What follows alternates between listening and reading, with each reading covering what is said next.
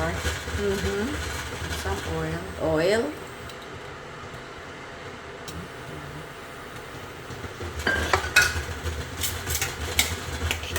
And ginger. Ginger.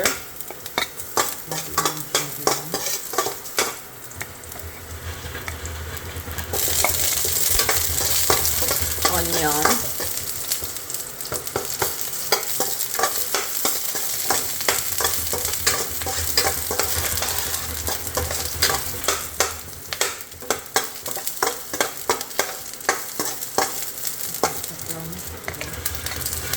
Garlic.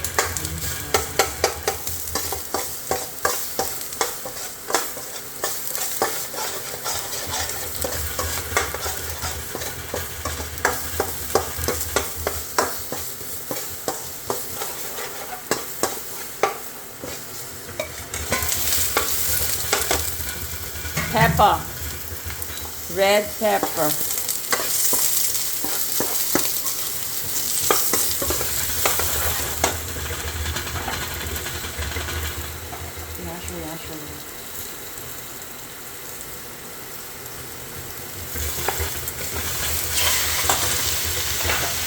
Squid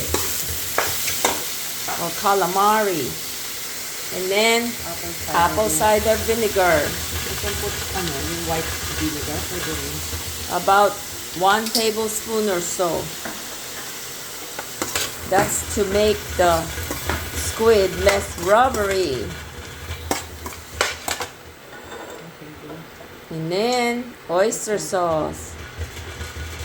Oh, that's about a tablespoon or 2.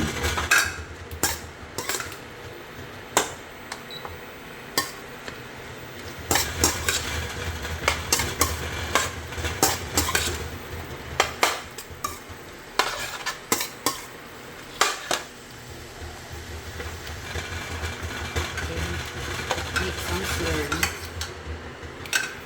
And then she has corn slurry over there.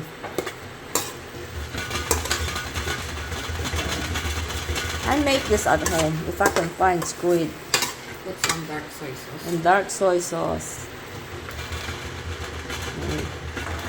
About half of a tablespoon. I think that's just for color.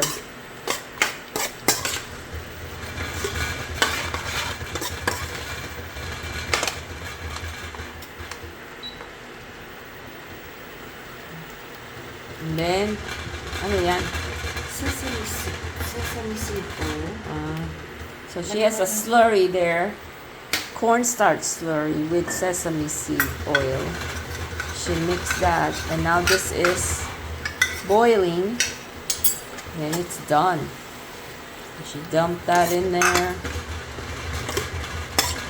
Oh, that's done. Do you want some chili flakes? Just cook how you cook it. And some chili flakes, you know. Annika likes chili flakes. Oh, start to finish. It's about 4 minutes. Well, that doesn't include prep time. That's done. Ready to eat.